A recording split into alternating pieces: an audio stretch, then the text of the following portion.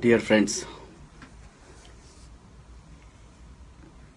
ఈ రోజున ఆంధ్రప్రదేశ్లో ఎటువంటి పరిస్థితి కనపడుతుందంటే, అమ్మ పెట్టదు, అడుక్కు తినివ్వదు. రాష్ట్ర ప్రభుత్వం పోరాటం చేయదు, చేసేవాళ్ళని అడ్డుకుంటుంది. ఏమిటండి ఇది?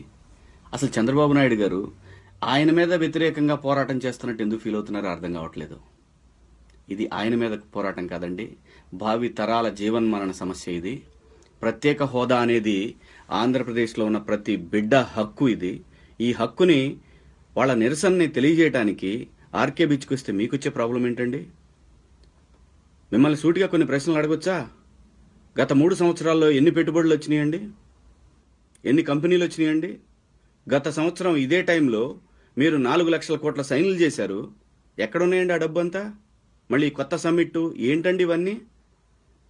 బ్రాండ్ని డెవలప్ చేయండి, ఎవడు వద్దంటలేదు. అమరావతి బ్రాండ్ని డెవలప్ చేయడానికి ఎవడు వద్దంటలా. నిరసన తెలియజేసే హక్కుని మీరు కాదంటే, మరి మీరు అధికారంలో లేనప్పుడు, ఆంధ్ర రాజశేఖర రెడ్డి గారి అధికారంలో ఉన్నప్పుడు మీరు చేసిన పాదయాత్రలేంటి, మీరు పెట్టినటువంటి సింహగర్జన గుంటూరులో ఏంటి? ఇవన్నీ ఏంటండి? అంటే మీరు చేస్తేనేమో మంచి పనులు, ప్రజలు తమ హక్కుని తాము చెప్పుకోవాలనుకున్నప్పుడు మేం చేస్తేనేమో అది రాష్ట్రానికి చాలా ఇబ్బంది కలిగే అంశం. ఏమిటండి ఇది? పట్టిసీమ పోలవరం తప్ప ఏమన్నా ఆంధ్రప్రదేశ్లో జరిగిందా? ఎంతసేపు ప్రజలని రెచ్చగొట్టొద్దండి. ఈ రోజున దేశవ్యాప్తంగా ఈ సమస్యలన్నిటికీ కారణం ఎవరు? మీ ప్రభుత్వాలు కాదా? రాజకీయ నాయకులు కాదా? రాజకీయ నాయకుడిని ప్రశ్నించే హక్కు ప్రజలకు లేదా? దయచేసి, ఒకప్పుడు మీరు రైతు వ్యతిరేకాన్ని ముద్రేసుకున్నారు, ఒకప్పుడు మీరు ఉద్యోగ వ్యతిరేకాన్ని ముద్రేసుకున్నారు. ఇప్పుడు యువత వ్యతిరేకి అనే ముద్ర మాత్రం వేసుకోకండి దయచేసి. ఇది మీకు మంచిది కాదు. అసలు మీరు వ్యక్తిగతంగా ఎందుకు ఫీల్ అవుతున్నారు? మీకు వచ్చిన సమస్య ఏంటో చెప్పండి. మనం శాంతియుతంగా చేయాలనుకున్నప్పుడు సంఘ విద్రోహ శక్తులు దాంట్లో దూరతయ్యి, లేదంటే ఏదో ఒక రాజకీయ పార్టీకి చెందిన వాళ్ళు వాళ్ళ స్వార్థం కోసం ఇందులో చేరిపోయి గొడవలు చేస్తారు. గొడవలు చేస్తే పిల్లలకి ఏమన్నా అవుద్దామని భయపడటంలో తప్పులేదు. కానీ ఎవరు పర్మిషన్ ఇచ్చారు, ఎవరు వచ్చి అడిగారు అనే ప్రశ్న వేసే ముందు మీరు ఆంధ్రప్రదేశ్కు చెందినటువంటి ఒక బిడ్డ, అది మర్చిపోకండి. ఇక్కడ శాంతియుతంగా చేయాలనుకుంటున్నప్పుడు మా విద్యార్థులకి, మా యువతకి మేము సపోర్ట్ చేస్తామని చెప్పండి. పోలీసులుగా మీ ధర్మం మీరు నిర్వర్తించండి. మీరు కావాలని ప్రొటెక్షన్ ఇవ్వండి. మీరు ముఖ్యమంత్రిని అడగండి.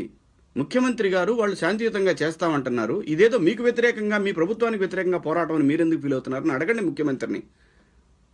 ఇది కేవలం ముఖ్యమంత్రి గారు ఒక విధమైనటువంటి అభద్రతా భావానికి లోనయ్యి ఆయన ఈ రోజున మీరే జల్లికట్టుకు దీనికి సంబంధం ఏంది? అయినా కోడి పందాలు మాత్రం ఆ రోజు సుప్రీంకోర్టు వద్దంది కదా. అంటే మీకు నచ్చిన కోడి పందెం వేసుకోవచ్చు, మీకు నచ్చని ప్రత్యేక హోదా పోరాటం మాత్రం చేయకూడదా? మరి ఈ రోజున మీకు రావాల్సినటువంటి లోటు బడ్జెట్ వచ్చిందా? దాన్ని ఎవరు అడుగుతారు? మీరు ఉంటారు, మీరు 4 ఏళ్ళు ఉంటారు, 5 ఏళ్ళు ఉంటారు, పోతారు. ఆ తర్వాత వచ్చేవాడు వాడి పబ్బం కట్టుకుని వాడు పోతాడు. అంటే ఈ తరాలు మొత్తం కూడా నాశనం అయిపోతూనే ఉండాల్సిందేనా? ఎంత దుర్మార్గం అండి ఇది! అసలు ఎప్పుడో తేలిపోవాల్సిన విషయాన్ని మీరు నీరుగార్చాలని చేసిన ప్రయత్నంలో, మీరు వెంకయ్యనాయుడు గారు నీరుగార్చాలని చేసిన ప్రయత్నంలో ఈ రోజున ఆంధ్రప్రదేశ్ రాబోయే తరాలన్నీ కూడా దానికి గురయ్యి నాశనం అయ్యే పరిస్థితి వచ్చింది ఈ రోజున. దయచేసి ఎవ్వరూ ముఖ్యమంత్రికి వ్యతిరేకం కాదండి, ఆంధ్రప్రదేశ్ ప్రభుత్వానికి వ్యతిరేకం కాదండి. ఇది కేవలం ఆత్మగౌరవ పోరాటం. తమిళనాడులో ఓ చట్టబద్ధం కానటువంటి ఒక ప్రాచీన క్రీడను వాళ్ళు సాధించుకున్నప్పుడు ప్రజల మనోభావాలు గుర్తించలేని ఈ ప్రభుత్వాలు ఉంటే ఏంటి, పోతే ఏంటి? ప్రజాస్వామ్యం అంటే విచ్చలవిడి ప్రజాస్వామ్యాన్ని కోరుకునే వ్యక్తులం కాదండి మేము. ప్రజాస్వామ్యాన్ని ప్రజాస్వామ్యయుతంగా నిరసన తెలియజేయాలనుకున్నప్పుడు అనుమతి ఇవ్వటానికి మీరెవరు, ఇవ్వకపోవటానికి మీరెవరు? శాంతియుతంగా చేసుకునే హక్కు మాకు లేదా? మేము ఓట్లేస్తే గెలిచిన మీరు మాకు నీతులు చెప్తారా? మరి ఈ రోజున రోడ్డు మీద జరిగే వందలాది వేలాది రోడ్డు ప్రమాదాలకి మీరు బాధ్యత వహిస్తారా? మరి ఆ ప్రమాదాలకు ఎవరు బాధ్యులు? ఈ రోజున ఎంతమంది ఆడపిల్లలు, నిన్న ఒక గౌతమిని హత్య చేశారు. వీటన్నిటికి ఎవరు బాధ్యత వహిస్తారు? మరి అక్కడేదో పెద్ద ప్రాబ్లం జరిగిపోద్ది, మీరెవరు రావద్దు అని చెప్తున్నారు. ఇవాళ ప్రతిరోజు జరిగే అమానుషమైనటువంటి హత్యల వెనకాల, అమానుషమైనటువంటి రోడ్డు ప్రమాదాల వెనకాల ప్రభుత్వ నిర్లక్ష్యం కాదా? దానికి ఎవరు సమాధానం చెప్తారు? మీరు ఇప్పటివరకు రాష్ట్రానికి తెచ్చిన పెట్టుబడులన్నీ ఈ సమ్మిట్ వల్ల ఒరిగేదేంటి? గత సమ్మిట్ వల్ల ఎంత ఒరిగింది? సమాధానం చెప్పండి ప్రజలకి. మీరు మీరు మన దగ్గరికి డబ్బు వచ్చేదాన్ని వదిలేసుకొని ఎవడో పెట్టేదాని గురించి ఆలోచిస్తూ ఉన్నారు. మీరు నమ్మినా నమ్మకపోయినా ప్రత్యేక హోదా వల్ల ఆంధ్రప్రదేశ్ ప్రభుత్వానికి 5 సంవత్సరాలు హోదా ఇస్తే క్యాష్ రూపంలో 1,00,000 కోట్ల రూపాయలు దాదాపుగా 1,00,000 కోట్ల రూపాయల ఆదాయం ఉంటుంది. ఆ 1,00,000 కోట్లతోటి మీరు సింగపూర్ కట్టొచ్చు, శ్రీలంక కట్టొచ్చు, ఏదైనా కట్టొచ్చు. మీరు అనుకుంటారు కదా ఏ రోజు ఏది చూస్తే అది, అవన్నీ కట్టేయచ్చు. కానీ ఇది దుర్మార్గం సార్. నేను మీ మీద గౌరవం చాలా ఉంది, మీ మీద మా అందరికి కూడా. యువత మొత్తాన్ని మిమ్మల్ని గౌరవించారు కాబట్టి మీరు ఈ రోజు ఈ పదవిలో ఉండగలిగారు. మీకు ఈ రోజు ఆ రోజున పవన్ కళ్యాణ్ లాంటి వ్యక్తులు సపోర్ట్ చేశాడు కాబట్టి మీరు ఈ రోజున అధికారంలో ఉన్నారు. ప్రశ్నిస్తే ఎందుకు సార్ మీకు కోపం వస్తుంది?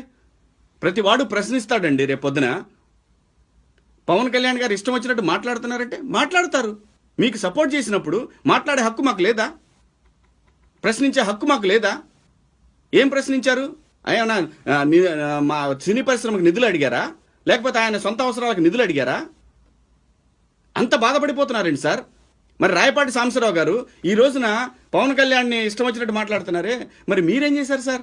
నేనేం పవన్ కళ్యాణ్ వెనకేసుకొచ్చి లబ్ధి పొందాలని కాదు. ఈ గత ఎన్ని సంవత్సరాలుగా మీకు ఈ కాంట్రాక్ట్ వచ్చింది? మీరు పోలవరం నిర్మించగలిగారా?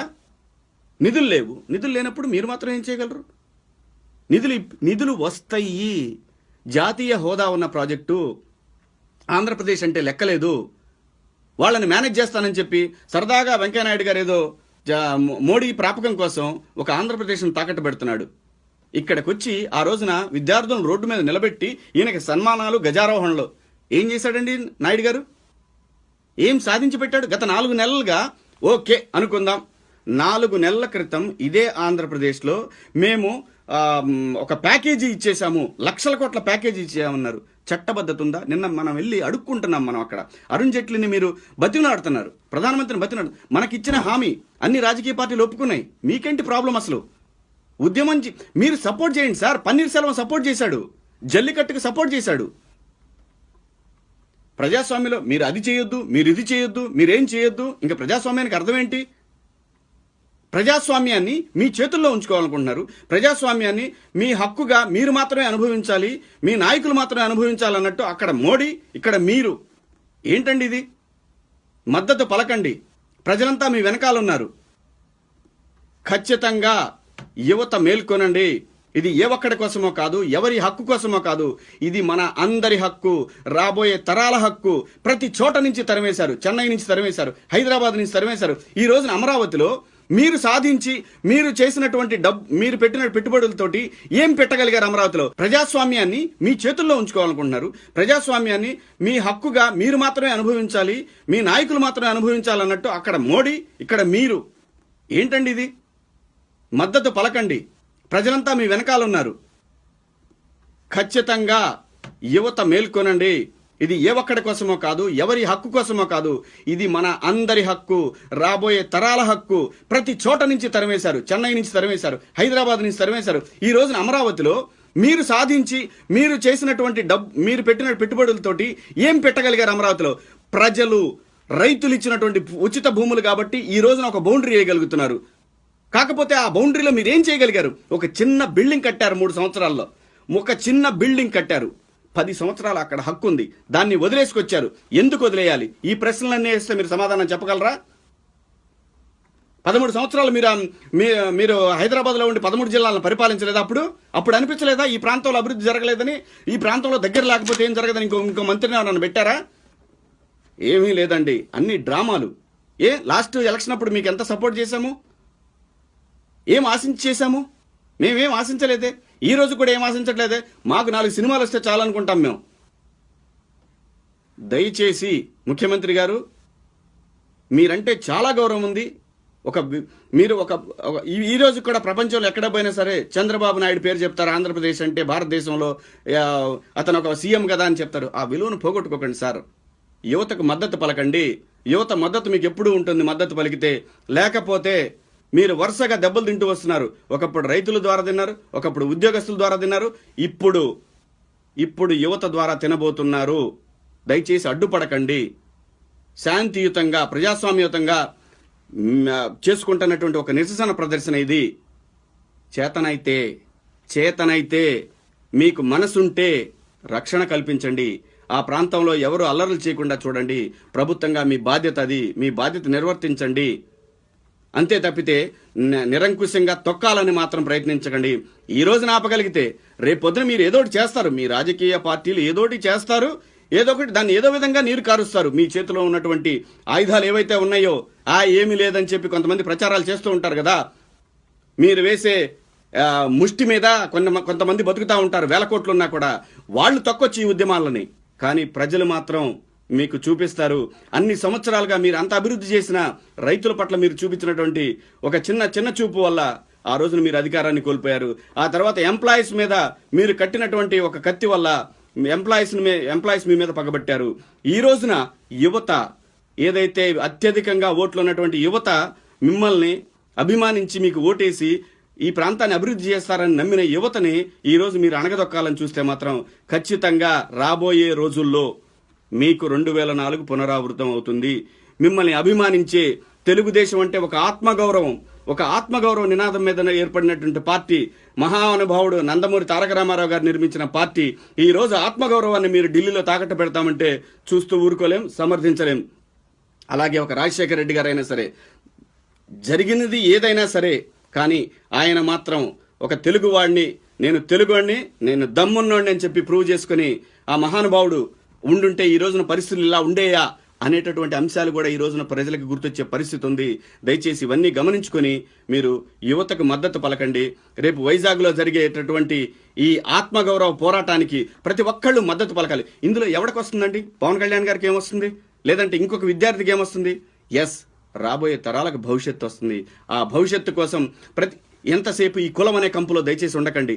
తెలుగుదేశం పార్టీ ఉంటే ఒక కులం, కాంగ్రెస్ పార్టీ ఉంటే ఒక కులం, లేదంటే రేపు పొద్దున ఇంకొక పార్టీ వస్తే ఆ కులం. ఏమిటండి ఈ కులాల కంపు? ఏ కులం మీకు అన్నం పెట్టింది చెప్పండి? కులం కట్టుబాటు కోసం మాత్రమే కానీ కులం కంపు కోసం మాత్రం కాదు. ఆ కులాల కంపులో ఎవరు లోను కావద్దు.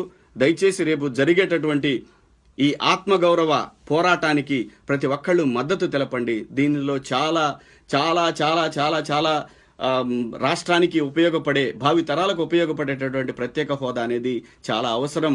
మిత్రులారా, ఇందులో మాకు ఎటువంటి స్వార్థం లేదు. ఏ రాజకీయ పార్టీలో చేరాలని లేదు, ఎవరి కమ్ము కాయాలని లేదు.